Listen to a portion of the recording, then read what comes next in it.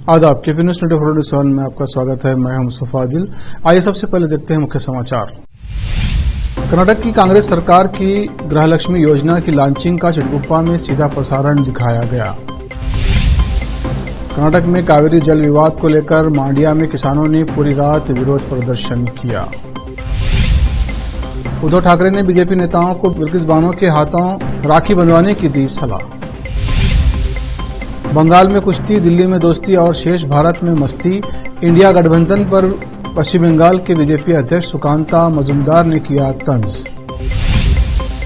ममता बनर्जी ने अमिताभ बच्चन को बांधी राखी। अमिताभ बच्चन के घर जलसा में पूरे परिवार ने किया भव्य स्वागत। दक्षिण अफ्रीका की बहुमंजिला इमारत में लगी आग, अब तक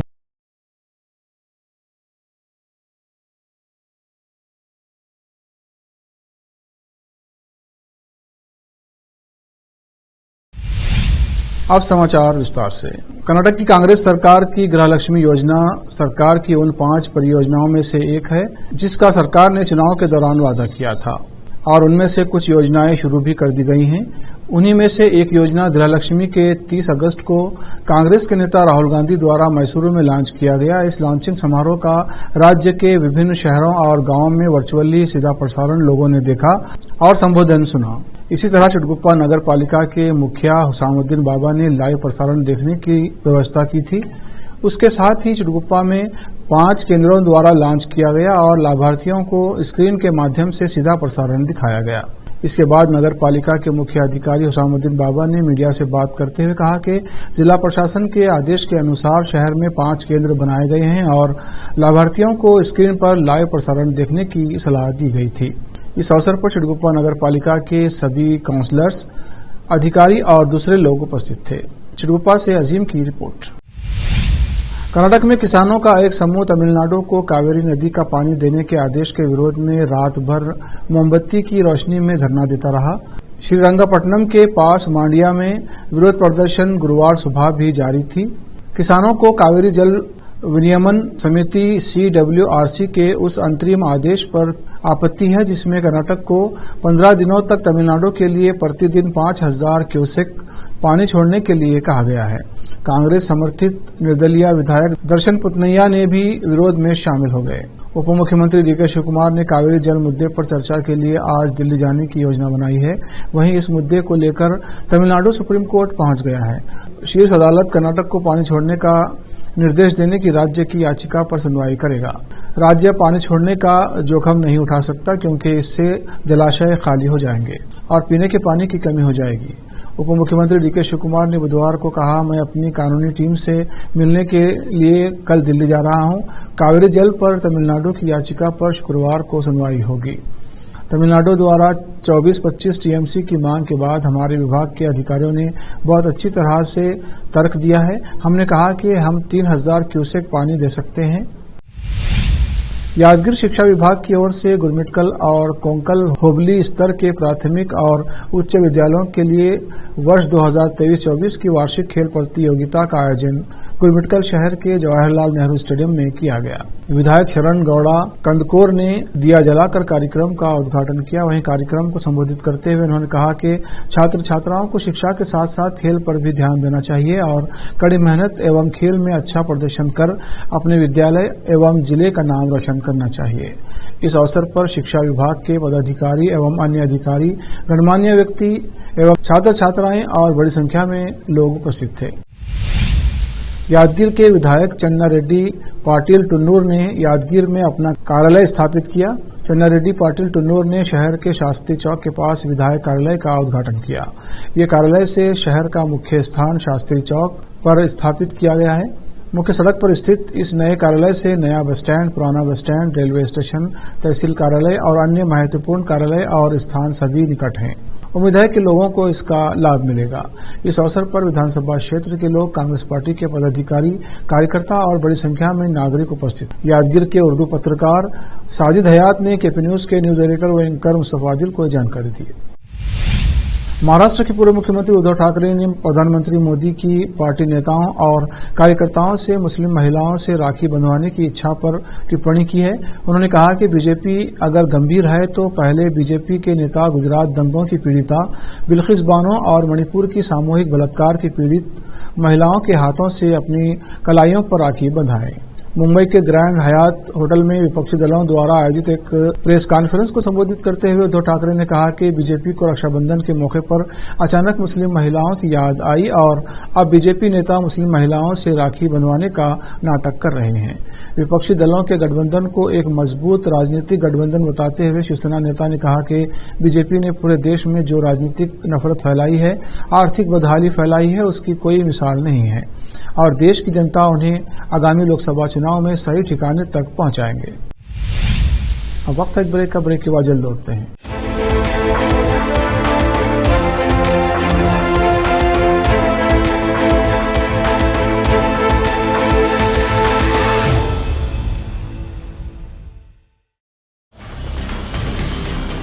हिंदुस्तान के हर कोने में हम हैं मौजूद। 24 घंटे हालात पर गहरी नजर, खबरों से जुड़े चुपते सवालात और आपको दिखाता है धार्मिक, सामाजिक, राजनीतिक, लोकल और इंटरनेशनल न्यूज की सबसे बेहतर कवरेज जो आपको रखती है हर पल बाखबर। देश और दुनिया भर की खबर के लिए देखते रहें KP news 24/7। Noor education trust Bidar की ओर से चलाए जाने वाला Noor MEd and BEd college Bidar, recognised by NCTE Delhi and affiliated to Gulbarga University, Gulbarga. Admission are open for the academic year 2022-23. विशेषज्ञ और सक्षम शिक्षकों द्वारा शिक्षा प्राप्त करने के लिए नूर एमएड एंड बीएड कॉलेज में दाखिला लें और शांत वातावरण में शिक्षा प्राप्त करें। बीदर शहर में बेहतर शिक्षा का एकमात्र केंद्र Noor MEd and BEd college, Shahpur gate, Bidar. Phone numbers 9945283920, 8482221297। शहर बीदर में अनमोल ग्रुप ऑफ रेस्टोरेंट्स की ओर से रॉयल अनमोल फैमिली रेस्टोरेंट और अनमोल रेस्टोरेंट के जरिए लोगों को स्वादिष्ट खानों के जरिए बेहतरीन सेवाएं प्रदान करने के झंडे गड़ने के बाद अनमोल रेस्टोरेंट के मालिकों ने अब शहर बीदर के लोगों की सेवा के लिए कदम आगे बढ़ाते हुए अब शहर बीदर के सबसे व्यस्त इलाके में एक शानदार फंक्शन हॉल अनमोल पैलेस बनाया है। शहर के हैदराबाद रोड पर स्थित ये शानदार अनमोल पैलेस फंक्शन हॉल अपने बेहतरीन लोकेशन, बेहतरीन वातावरण और अपनी खूबसूरती के कारण सबके आकर्षण का केंद्र बन गया है। यहाँ पर खूबसूरत हॉल, दूल्हा दुल्हन के लिए खूबसूरत स्टेज, खुला और हवादार डाइनिंग हॉल उपलब्ध है और साथ ही यहाँ पर अलहदा वेस्ट सेक्शन और वीआईपी सेक्शन भी मौजूद है। अपने बच्चों की शादी, वलीमा और दूसरे फंक्शंस के लिए आज ही दौड़े चले आइए। याद रखिए, अपने सभी प्रकार के फंक्शंस को यादगार बनाने का केंद्र है प्रोप्रिएटर अब्दुल खालिद और मोहम्मद बशारत अहमद की शानदार पेशकश अनमोल पैलेस फंक्शन हॉल। यहाँ पर बुकिंग शुरू हो गई है, फौरन आइए और फंक्शन हॉल बुक करवाइए। Address near APMC vegetable market, Hyderabad road, Bidar 585403। Booking करने और अधिक जानकारी के लिए इस नंबर पर संपर्क करें 8310357864। ब्रेक के बाद फिर एक बार आपका स्वागत है। देखते हैं आगे के समाचार। मुंबई में आज से इंडिया गठबंधन की तीसरी बैठक होने वाली है। इससे पहले पश्चिम बंगाल के बीजेपी अध्यक्ष सुकांत मजूमदार ने इंडिया गठबंधन पर निशाना साधा है। मीडिया से बात करते हुए उन्होंने कहा, मुख्यमंत्री ममता बनर्जी और अन्य विपक्षी दलों का एक ही फार्मूला है, बंगाल में कुश्ती, दिल्ली में दोस्ती और शेष भारत में मस्ती। विपक्ष मुंबई में मस्ती के लिए जा रहे हैं, उन्हें मस्ती करने दीजिए। एक दिन पहले शाम को पश्चिम बंगाल की मुख्यमंत्री ममता बनर्जी ने मुंबई में अपना फेवरेट नारा खेला होगा का जिक्र किया था। वहीं चुनाव से पहले गैस के दाम कम करने को लेकर सीएम ममता बनर्जी ने बीजेपी पर राजनीति करने का आरोप लगाया था। इसका जवाब देते हुए सुकांत मजूमदार ने कहा, ममता बनर्जी दुनिया में कहीं भी होने वाली किसी भी अच्छे कामों का श्रेय ले लेती हैं। देश भर में राखी के त्योहार की धूम है। इसी कड़ी में पश्चिम बंगाल की मुख्यमंत्री ममता बनर्जी ने बुधवार को बॉलीवुड अभिनेता अमिताभ बच्चन से मुंबई स्थित उनके आवास पर मुलाकात की और उन्हें राखी बांधी। दरअसल इंडिया गठबंधन की 31 अगस्त और 1 सितंबर को होने वाली 2 दिवसीय बैठक में शामिल होने के लिए ममता बनर्जी मुंबई पहुंची हैं। इस दौरान वे जलसा भी पहुंची, जहां पूरा बच्चन परिवार उनके स्वागत में उमड़ आया। इस अवसर पर पूरा बच्चन परिवार एक साथ जलसा में नजर आया है। बताया जा रहा है कि अभिषेक बच्चन ने रक्षाबंधन के मौके पर ममता बनर्जी को अपने घर इनवाइट किया था। जलसा से बाहर निकलकर ममता ने मीडिया से बातचीत की। ममता बनर्जी ने कहा कि बच्चन परिवार देश में नंबर 1 है और आज उन्हें पूरे परिवार से मिलकर बहुत खुशी हुई है। उन्होंने कहा कि मैंने आज अमिताभ को राखी बांधी है। बच्चन परिवार से ममता बनर्जी के अच्छे रिश्ते हैं। पिछले साल अमिताभ बच्चन कोलकाता अंतर्राष्ट्रीय फिल्म महोत्सव के उद्घाटन समारोह में शामिल हुए थे, जहां बनर्जी ने उनके लिए भारत रत्न की भी मांग की थी। भारत के पूर्व राष्ट्रपति प्रणब मुखर्जी की आज तीसरी पुण्यतिथि है। कई दिनों तक अस्पताल में बीमार रहने के बाद 31 अगस्त 2020 को उन्होंने आखिरी सांस ली थी। प्रणब मुखर्जी के लिए कहा जाता है कि वे एक ऐसे नेता थे जिनके सभी पार्टियों में अच्छे संबंध थे। उनको राजनीतिक कैरियर में लगभग सब कुछ मिला सिवाय प्रधानमंत्री पद के। कहा जाता है कि 1984 में इंदिरा गांधी की हत्या के बाद प्रणब मुखर्जी के लिए माना जा रहा था कि वे ही प्रधानमंत्री का पद संभालेंगे, लेकिन किस्मत को कुछ और ही मंजूर था। राजीव गांधी प्रधानमंत्री बन गए। 2004 लोकसभा चुनाव में जीत के बाद एक बार फिर वो कांग्रेस की तरफ से प्रधानमंत्री पद के दावेदार माने जा रहे थे, लेकिन पार्टी ने आईन वक्त पर मनमोहन सिंह को प्रधानमंत्री चुन लिया। प्रणब मुखर्जी की शख्सियत एक कुशल राजनयिक, नीति शास्त्री और एक कामयाब अर्थशास्त्री की रही है। दक्षिण अफ्रीका के जोहानिसबर्ग की एक बहुमंजिला इमारत में भीषण आग लगने से अभी तक 52 लोगों की मौत हो चुकी है, जबकि इस घटना में कई लोग गंभीर रूप से घायल हुए हैं। घायलों को पास के अस्पताल में इलाज के लिए भर्ती कराया गया है।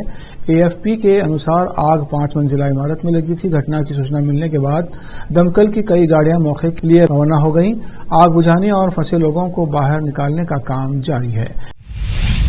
राजस्थान विधानसभा चुनाव में कांग्रेस से मुकाबला करने की तैयारी में जुटी विपक्षी बीजेपी ने बुधवार को चित्तौड़गढ़ में एक कार्यक्रम आयोजित किया। कार्यक्रम 9 मतदाता संगम में चंद्रयान 3 की सफलता को सेलिब्रेट किया गया।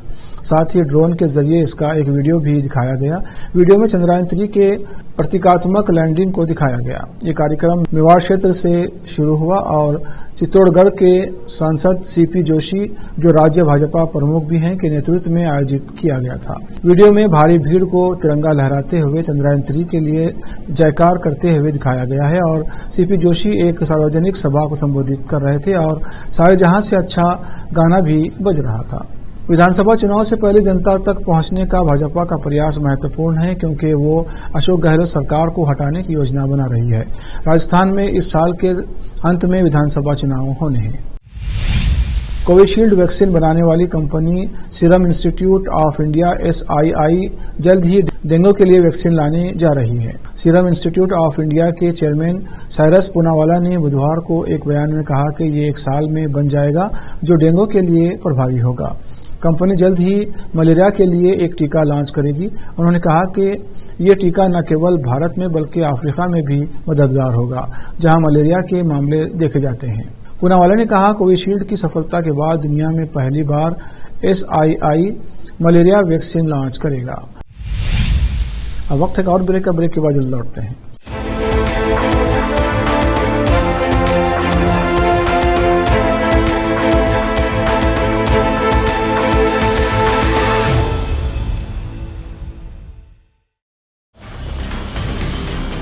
हिंदुस्तान के हर कोने में हम हैं मौजूद।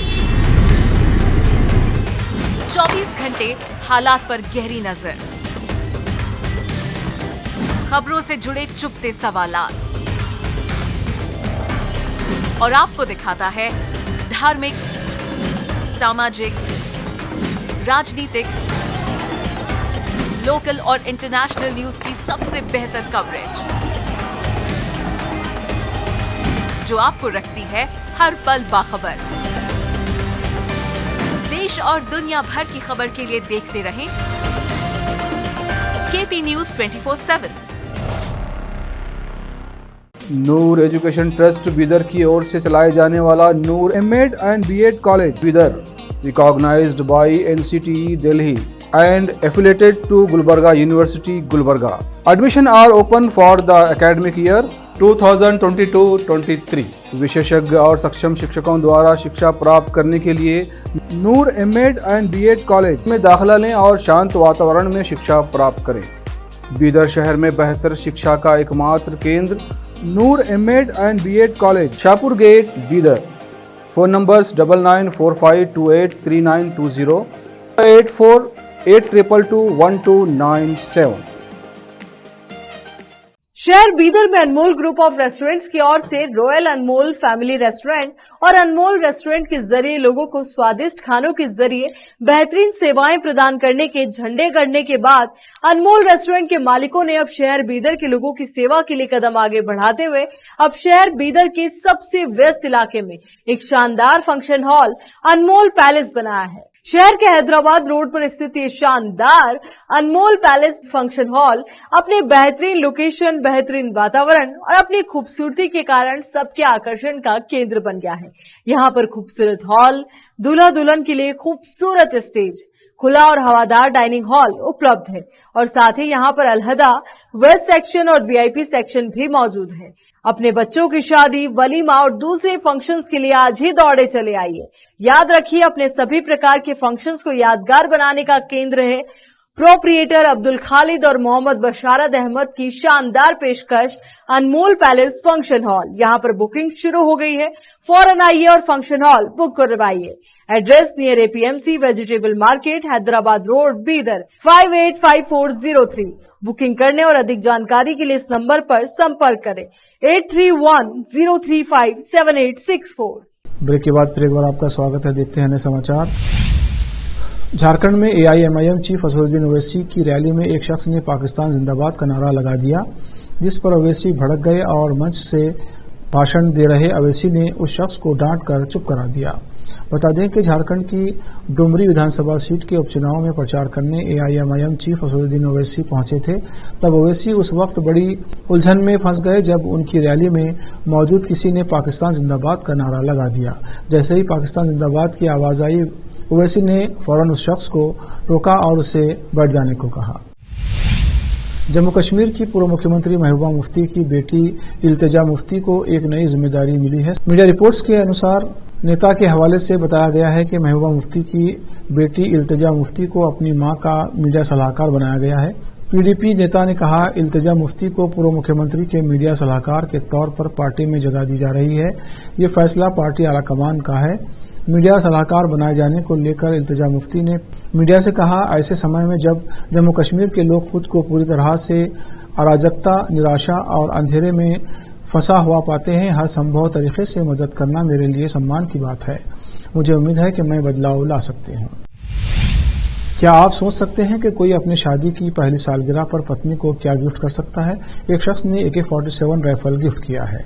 असल में पश्चिम बंगाल में टीएमसी के पूर्व नेता रियाजुल हक ने अपनी पत्नी को शादी की पहली सालगिरह पर AK-47 राइफल भेंट की है। इसकी फोटो भी उन्होंने सोशल मीडिया पर शेयर कर दी। इसके बाद जब बवाल मचा तो वे अपनी बात पर पलट गए और कहा कि ये सिर्फ एक खिलौना था। इतना ही नहीं, उन्होंने अपनी पोस्ट भी डिलीट कर दी। दरअसल मीडिया रिपोर्ट्स के अनुसार रियाजुल हक पश्चिम बंगाल के बीरभूमि जिले का है। बताया जा रहा है कि सोमवार को उनकी शादी की पहली सालगिरह थी। उन्होंने पत्नी सबीना यास्मीन को सालगिरह में तोहफे के रूप में राइफल गिफ्ट की। सोशल मीडिया पर वायरल तस्वीर में दिख रहा है कि पत्नी राइफल को पकड़े हुए है। जैसे ही ये तस्वीर शेयर की गई, विवाद हो गया। इस तस्वीर को कई स्थानीय बीजेपी नेताओं ने भी शेयर किया है। आखिर में फिर एक बार देखते हैं मुख्य समाचार। कर्नाटक की कांग्रेस सरकार की गृहलक्ष्मी योजना की लॉन्चिंग का चिटगुप्पा में सीधा प्रसारण दिखाया गया। कर्नाटक में कावेरी जल विवाद को लेकर मांड्या में किसानों ने पूरी रात विरोध प्रदर्शन किया। उद्धव ठाकरे ने बीजेपी नेताओं को बिल्किस बानो के हाथों राखी बंधवाने की दी सलाह। बंगाल में कुश्ती, दिल्ली में दोस्ती और शेष भारत में मस्ती। इंडिया गठबंधन पर पश्चिम बंगाल के बीजेपी अध्यक्ष सुकांता मजुमदार ने किया तंज। ममता बनर्जी ने अमिताभ बच्चन को बांधी राखी। अमिताभ बच्चन के घर जलसा में पूरे परिवार ने किया भव्य स्वागत। दक्षिण अफ्रीका की बहुमंजिला इमारत में लगी आग।